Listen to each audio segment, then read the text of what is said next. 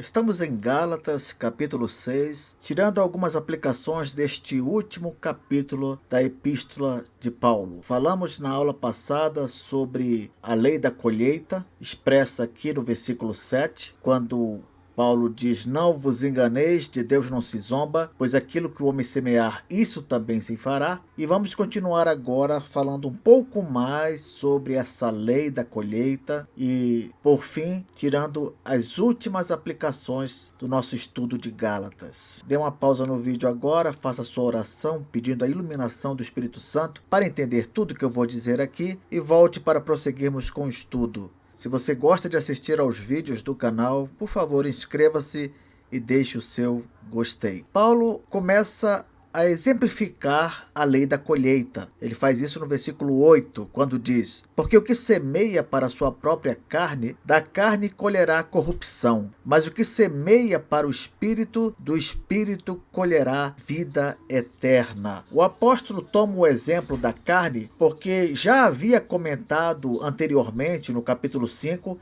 a respeito das obras da carne, como também a respeito do fruto do Espírito. Então agora ele relembra esses assuntos aplicando-os à lei da colheita. Como assim? Quando ele fala, porque o que semeia para a sua própria carne, ele quer dizer o seguinte: aquele que procura satisfazer os resquícios da sua natureza pecaminosa, aqueles resquícios que ainda existem na nova natureza que o cristão possui, esses colherão corrupção. Aqui é um exemplo da lei da colheita servindo para a retribuição ruim que eu mencionei na aula passada. Lembra? Eu falei que quando você semeia algo ruim, você também vai colher algo ruim. Pois bem, se você semear com o objetivo de favorecer, satisfazer a sua carne, os resquícios da natureza pecaminosa que ainda existem em você, você vai colher corrupção. No original grego, a palavra seria ruína. No original grego, a ideia aqui é de que a pessoa vai colher ruína, vai colher perdição, destruição. É isso que acontece com aqueles que vivem para satisfazer a sua própria carne. Porém, o apóstolo continuou aqui. Ele disse: "Mas o que semeia para o Espírito, do Espírito colherá vida eterna." Semear para o Espírito, evidentemente, é procurar satisfazer a esse Espírito, demonstrando o fruto que ele produz em nossa vida. Não foi dito aqui que o Espírito Santo produz na vida do cristão o chamado fruto do Espírito? Pois bem, esse fruto do Espírito, embora seja um fruto só, tem várias facetas, vários sabores, e aquele cristão que procura demonstrar essas facetas, esses sabores, essas virtudes. Que virtudes, professor? Por exemplo, domínio próprio, alegria, amor, mansidão, paz. O cristão que procura demonstrar isso na sua vida, dia a dia, ele está semeando para o Espírito.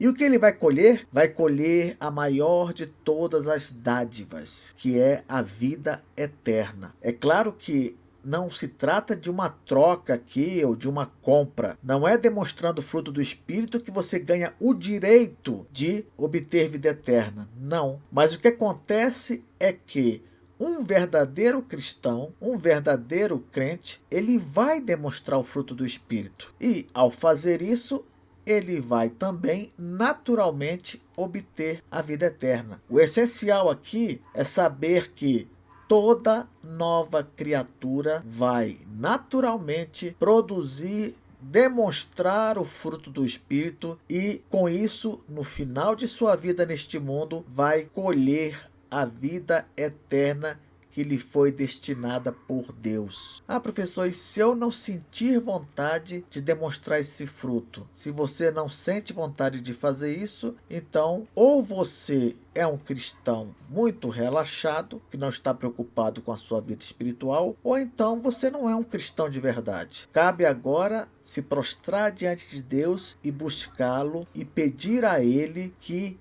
abra os seus olhos. Peça a Deus que toque no seu coração para que você desperte para a vida cristã que você possui, ou para que você abrace de uma vez por todas a vida cristã que Deus escreveu para você no seu plano eterno. Paulo continua aqui: e não nos cansemos de fazer o bem, porque a seu tempo ceifaremos, se não desfalecermos. Paulo quer incentivar o verdadeiro cristão a estar sempre fazendo o bem, não só demonstrando o fruto do Espírito Santo, mas também cumprindo os mandamentos que Paulo listou aqui no início do capítulo 6 de Gálatas. Ele deu várias ordens e espera que elas sejam cumpridas. Então, essas ordens são exemplos de como fazer o bem: ajudar o próximo, corrigir o irmão faltoso, ajudar a carregar os fardos e todas as demais coisas que são citadas nesse capítulo 6. Paulo garante que se a pessoa se dedica a uma vida de obediência, de gratidão a Jesus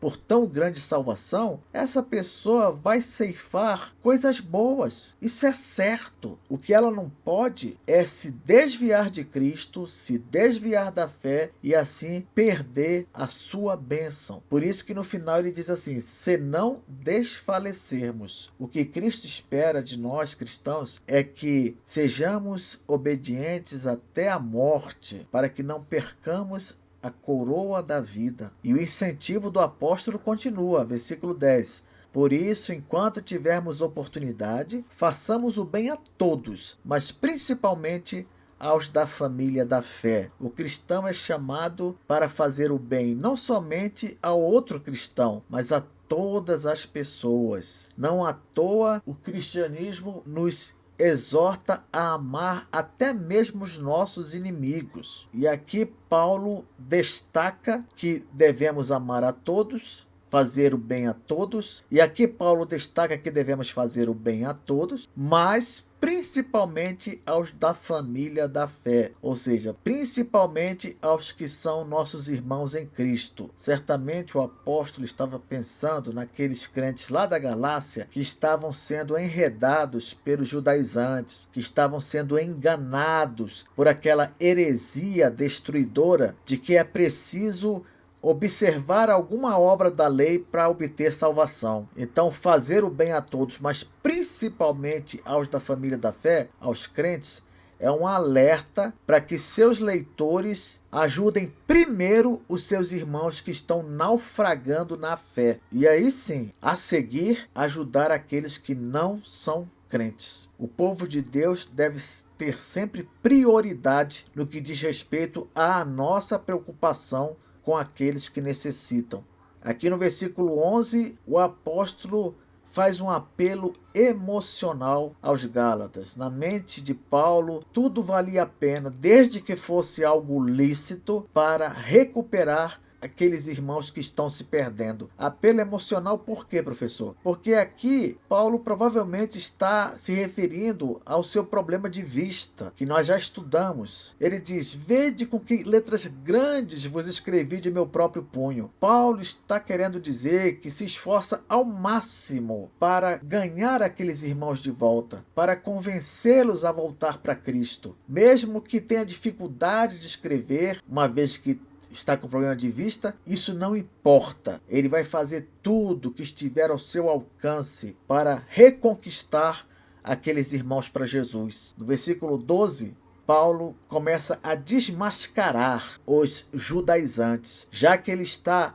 terminando a sua epístola, deixa de lado toda polidez, toda etiqueta, se é que podemos falar assim, e parte para o ataque. Resolve escancarar para os crentes da Galácia quem são os judaizantes, aqueles para quem eles estão dando corda, aquele grupo de hereges que diziam ter aceitado Jesus, porém pregavam um evangelho em que era preciso complementar a obra salvífica de Cristo com alguma obra humana. Em outras palavras, espalhavam uma verdadeira blasfêmia com respeito à nossa salvação. Paulo diz aqui: todos os que querem ostentar-se na carne, esses vos constrangem a vos circuncidardes, somente para não serem perseguidos por causa da cruz de Cristo. Aqui Paulo revela duas coisas a respeito dos judaizantes. Primeiro, que eles queriam aparecer. Eles queriam, como se diz popularmente, se mostrar, se vangloriar na própria carne deles. Eles se achavam especiais porque eram circuncidados, porque tinham no órgão genital a marca da aliança entre Deus e Abraão. Então, primeira verdade a respeito dos judaizantes: eles queriam aparecer e usavam a circuncisão para isso. Segunda verdade, eles ficavam constrangendo os gálatas gentios a se circuncidarem porque eles não queriam ser perseguidos por pessoas que não aceitavam a suficiência da cruz de Cristo, a suficiência do sacrifício de Cristo. Quem eram essas pessoas que perseguiam os outros por não aceitar a suficiência da cruz de Cristo? O judeu étnico, o judeu raça. Aqueles judaizantes eram judeus que abandonaram o judaísmo, aparentemente aceitaram a Jesus Cristo, mas queriam continuar observando a lei de Moisés normalmente, ensinando que isso era necessário para garantir a salvação. Paulo está dizendo que eles faziam isso porque eles tinham medo da perseguição dos judeus, daqueles judeus que ainda não haviam aceitado Jesus. Então, eram pessoas orgulhosas que queriam aparecer e eram também covardes, que faziam o que faziam por medo dos outros judeus. Além disso, olha o que Paulo diz aqui no versículo 13.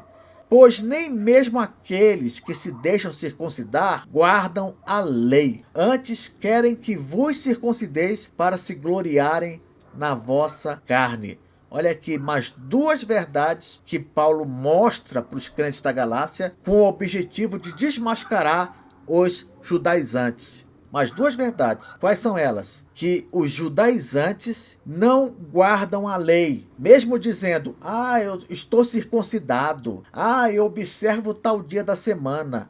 Eu faço isso e aquilo. Paulo está dizendo, eles não guardam a lei. Por que Paulo diz isso com tanta convicção? Porque a guarda da lei como meio de salvação só funciona se ela for guardada perfeitamente. E não é preciso ser nenhum vidente, nenhum adivinho ou coisa do tipo para saber que nenhum ser humano é capaz de fazer isso. Nenhum ser humano é capaz de guardar a lei perfeitamente. Logo, os judaizantes também não guardavam e ficavam com essa tolice de ficar obrigando os crentes da Galácia a fazerem isso. Outra coisa também que Paulo desmascara aqui no versículo 13, com respeito aos judaizantes, é que eles só queriam que os crentes da Galácia se circuncidassem para ficarem se gabando em cima disso. Se gabando para quem? Ora, para os judeus não crentes. Eles tinham não só medo dos judeus não crentes, eles também queriam ficar se gabando para os judeus não crentes, dizendo assim, olha aí, conseguimos que aqueles gentios se circuncidassem. Nós os convencemos a fazer isso. Eles queriam marcar ponto com os judeus não crentes. Paulo então aproveita essa deixa aqui de eles quererem se gloriar em convencer os crentes da Galácia e fala o seguinte, versículo 14. Mas longe esteja de mim gloriar-me, senão na cruz de nosso Senhor Jesus Cristo, pela qual o mundo está crucificado para mim e eu para o mundo. O que eu quero destacar aqui neste versículo, em termos de aplicação, é o seguinte: Paulo não quer ficar se gloriando, se gabando em cima dos outros para obter ponto com o ser humano, não. Ele não quer saber disso. Paulo não se interessa pela glória dos homens. Ele diz aqui, longe esteja de mim gloriar-me, senão na cruz de nosso Senhor Jesus Cristo. O que ele quer dizer com isso? Que a única glória que ele busca é aquela glória que enfatiza a pessoa de Cristo, a salvação de Cristo. É como se eu dissesse assim, eu fui salvo sim, sabe por quê? Por causa de Cristo. Meus pecados foram lavados, sabe onde? Na cruz do Calvário. Você percebe? A pessoa, ela parece que vai se gabar de alguma coisa. E então, ela se gaba sim, mas não em si mesma. Ela se gaba na pessoa de Cristo ou na obra de Cristo. Isso que é se gloriar na cruz e não em si mesmo. Os judaizantes não. Eles falavam: nós conseguimos convencer os crentes da Galácia a se circuncidarem. Mas o verdadeiro cristão, ele diz assim: eu fui salvo pela fé em Jesus. Eu consegui tal coisa pela graça de Cristo. Eu venci com a ajuda de nosso Senhor. É sempre direcionando a glória para Ele. Aqui no final já da epístola, versículo 15, o apóstolo diz uma verdade chocante para o judeu natural, o judeu étnico, e para todos aqueles que ainda não entenderam que a circuncisão não tem toda essa importância pregada pelos judaizantes. Olha o que ele diz aqui no versículo 15. Nem a circuncisão é coisa alguma, nem a incircuncisão, mas o ser nova criatura. Por que ele diz isso? Porque a circuncisão, uma marca externa, deveria apontar para uma realidade interna, uma realidade do coração. É como se a circuncisão, ela dissesse o seguinte: eu sou crente em Jesus, eu sou um cristão. Paulo fala que a circuncisão não importa, e nem mesmo a falta dessa marca importa. O que importa é o seguinte: a realidade interna existe? Você é de fato crente em Jesus? Ora, se nós somos regenerados por Cristo, se nós somos novas criaturas, nós estamos salvos, tendo a marca ou não tendo a marca. Se formos tomar para os dias de hoje, é como se eu dissesse assim: mesmo que eu não tenha sido batizado, eu sou salvo. Por quê? Porque aquela realidade apontada no ritual do batismo, ela existe de fato na minha vida. Eu fui lavado pelo sangue de Jesus, eu fui regenerado pelo Espírito e eu sou uma nova criatura. Ah, não deu tempo de batizar, ou nunca se batizou. Não importa. O que importa é a realidade interna. Então, ainda que não seja o recomendado, ainda que todo cristão deva se batizar, por exemplo, mesmo que ele não se batize, se ele morrer sem batismo, não é por causa disso que ele não será salvo. Por que não? Porque espera-se que aquela realidade apontada pelo batismo, ela realmente exista dentro da pessoa. Paulo, então, diz o seguinte: e a todos quantos andarem de conformidade com esta regra. Que regra? A regra de que o que vale mesmo é a realidade interna. É se a pessoa é crente mesmo ou não. Todos quantos andarem de conformidade com esta regra, paz e misericórdia sejam sobre eles e sobre o Israel de Deus. A paz e a misericórdia de Deus sempre vão estar seguindo o verdadeiro cristão, o verdadeiro judeu, o verdadeiro Israel. E quem é o verdadeiro judeu? Quem é o verdadeiro Israel? É o judeu étnico? É a nação de Israel? É o judeu raça? Não, é aquele que segue na mesma vida de fé de Abraão. É aquele que imita o pai na fé, naquilo que ele mais se destacou em toda a sua vida, justamente na fé. Se você crê em Jesus como Salvador de sua vida, você é o verdadeiro judeu. Aqueles irmãos em Cristo que fazem parte da Igreja de Deus, estes são o verdadeiro Israel, o Israel de Deus. E assim Paulo fecha a epístola com estas palavras bastante fortes: quanto ao mais, ninguém me moleste, ninguém me importune mais, ninguém se meta comigo, ninguém venha discutir comigo mais sobre esse assunto de circuncisão, de importância da marca externa, porque se é para falar de marca externa, eu trago no corpo as marcas de Jesus. Eu trago no corpo não um sinal da circuncisão, não. Eu trago no corpo as pedradas, as chicotadas, os vários ferimentos que adquiri ao longo da minha vida cristã por causa da minha fidelidade a Cristo. Se é para falar de marca, então aqui estão marcas que têm crédito e tem valor. As marcas sofridas por aquele que ama Jesus e está disposto a tudo por ele. E assim terminamos o nosso estudo da Epístola aos Gálatas com essas lindas palavras finais. A graça de nosso Senhor Jesus Cristo, a graça que Paulo vem falando desde o início da epístola. Graça, não somos nós, não é você, não sou eu, não é o que nós fazemos, não são boas obras, não é obediência que o homem presta a Deus. Não, o que é decisivo aqui é a graça de nosso Senhor Jesus Cristo. Que ela seja, irmãos, com o vosso espírito, que ela esteja no mais profundo do ser de vocês. Esse é o desejo de Paulo, certamente não apenas para aqueles irmãos lá da Galácia, mas também para todos aqueles que leem esta epístola, entre os quais estamos nós. Amém.